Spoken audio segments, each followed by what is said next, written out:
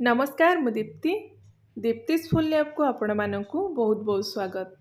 आज आम बनैबा राशि लड्डू आ ये जो लड्डूटा आम बनैबा बिना गुड़ पाग करके बनैबा जो मैंने प्रथम थर पर भी बनाउथबे सेमानक पई बनैबा पई भी इजी हबो। तो स्किप न करिकी पूरा वीडियो को आपण देखंतु। जदि रेसिपी पसंद आसुची प्लीज वीडियो को लाइक और शेयर कर दियंतु। चैनल रे नुआ देखुथिले चैनल को सब्सक्राइब करिया पई बिल्कुल भी भूलिबेनी। तो ये जो राशि लड्डू बनवाई फर्स्ट आम कौन करवा ना गैस ऑन करके से गोटे पैन बा कड़े गरम करवा। तो नेक्स्ट आम ए गोटे बाउल धला राशि देकी ताकू लो फ्लेम रे टिके समय भाजवा। जी परिमाण में आपन को लड्डू बनवार अच्छी से हिसाब से आप राशिटा को एमती जेकोसी गोटे जगार मापिकी नेबे ताहले परे आपन को गुड़टा भी मापिबा इजी हम। तो ये जो राशिटा को ना आम लो फ्लेम रे टिके समय भाजवा पाखापाखि 3 ରୁ 4 मिनिट आप लो फ्लेम रे भाजबे। बेसी आपण भाजबेनी बा राशि कलर बिल्कुल भी चेंज होगापी देवेनि। टिके जितेबाला राशिटा आपणकर फुटवा स्टार्ट होपर आप राशि को पैन रू बाहर करदे।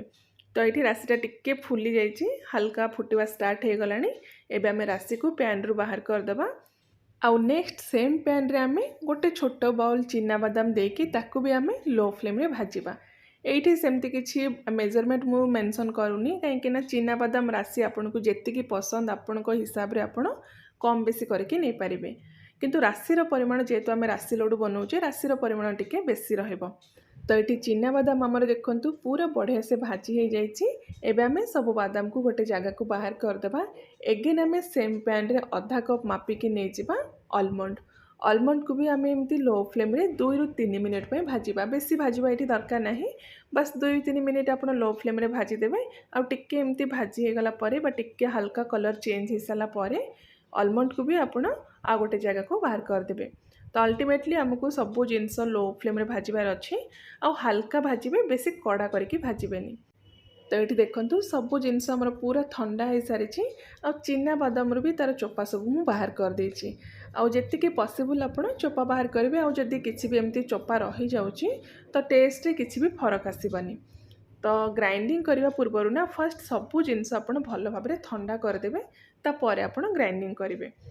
तो ये गोटे ग्राइंडर जार सबू जिनस जहाँ भी आम भाजिकी रखी थे सबू जिनस को आम देदेबा। तापर पल्स मोड रे आप ग्राइंडर चलेबे। जदि पल्स मोड नहीं तो कौन करेंगे ना गोटे सेकेंड पे ग्राइंडर को ऑन करके ऑफ करेंगे। एगेन आप गोटे सेकेंड पे ग्राइंडर ऑन करके ऑफ करेंगे। यही टाइप 5-6 थर जदि आप एमती ऑन ऑफ करके ग्राइंडर चलेबे तो आमर जो पाउडरटा एमती टिके दरदरा रहिबो। फाइन पाउडर दरकार नहीं टिके एमती खंड खंड रखिके आप ग्राइंडर चलेबे बा ग्राइंडिंग करेंगे। तो ये आमर जो राशि बादाम और आलमंडर पाउडर पूरा रेडी हो गला। नेक्स्ट आम कौन करवा ना गैस ऑन करके एमती गोटे पैन बा कड़े गरम करवा से आम गुड़टा को देकी मेल्ट करवा। तो जेतिकी परिमाण में आप राशि नहीं तार एक्जाक्ट अधा परिमाण में आप गुड़ नेबे ताहले ये जो मापटा पूरा परफेक्ट आसीबो। तो ये जो बोल रे मु राशि मापिकी नहीं से मु अधा परिमाण में गुड़ ऐड करिछि ता सहित 3 ରୁ 4 ଚାମଚ आम ए पानी ऐड करके गुड़टा को मेल्ट करवा। बेसी पानी भी आपड़ ऐड करेंगे बस गुड़टा को आमको मेल्ट करार अच्छी से हिसाब से आप 3-4 चामच पानी देकी गुड़टा मेल्ट हवा जाए कुक करवा। आउ ये आमको जेहेतु पाग करार नहीं गुड़र तो गुड़ जिते बड़े आपणकर मेल्ट हो पूरा कम्प्लीटली तापर जो आम पाउडर बनैकी रखी थे राशि आ बादाम से सबको गुड़ सहित देकी आम भल भाव में ये मिक्स करदे। आउ गैस फ्लेम ना आप बंद करेंगे कि हाई भी रखेंगे लो फ्लेम रे आम यहाँ को पूरा मिक्स हवा जाए कुक करवा। तो ये मु गैस फ्लेम को पूरा स्लो कर देछि। 1-2 मिनिट टाइम लगे सब जिनस मिक्स हाँपाई। आउ ए स्टेज रे जदि आपन को लगुच जो मिक्सचरटा आपनकर बेसी ड्राए हो जाउची तो कौन करेंगे ना 1-2 चामच आप पानी देकी ताको आउ थरे भल भाव में मिक्स करदेवे।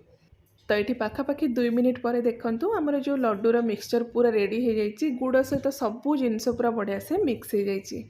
तो ये आम गैस फ्लेम को बंद करदे आउ बेसी टाइम आप कुक करेंगे। तो यहाँ बहुत इजी प्रोसेस जो मैंने प्रथम थर राशि लड्डू बनवाई चाहूँगी आउ डर रोचे राशि लड्डूर पाग खराब हो बोली यही प्रोसेस रे थोड़े ट्राए करूँ बहुत बढ़िया लगे आपन को भी पसंद आसो।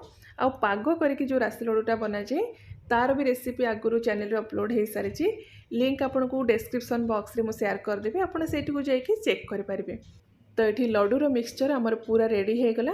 गैस फ्लेम को आम ये बंद करदे। आउ जो मिक्सचरटा को टिके आम ठंडा हाँपाई छाड़ीदे। आते बेले आमर लड्डूर मिक्सचर टिके ठंडा हो हाथ में आप टच करेंगे सही पारे गरमटा से स्टेज रे हाथ में अल्प टिके घी बा तेल लगे पसंद हिसाब से छोट बड़ करके आप लड्डू बनइबे। तो ये जो राशि लड्डूटा ना खाइबापी बहुत टेस्टी लगे। सहित यार जो पागटा टिके नरम रुहे।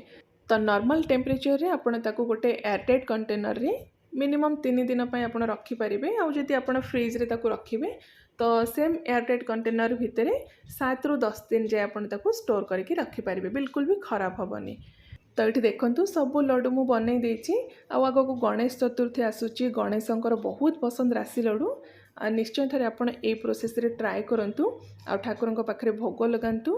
केमती लगिला आपणकर मतामत भी मो सहित शेयर करंतु। तो मु आउ थे आपण मानक पई गोटे बहुत ही बढ़िया नुआ रेसिपी नहीं आसबि। Till then take care and bye bye.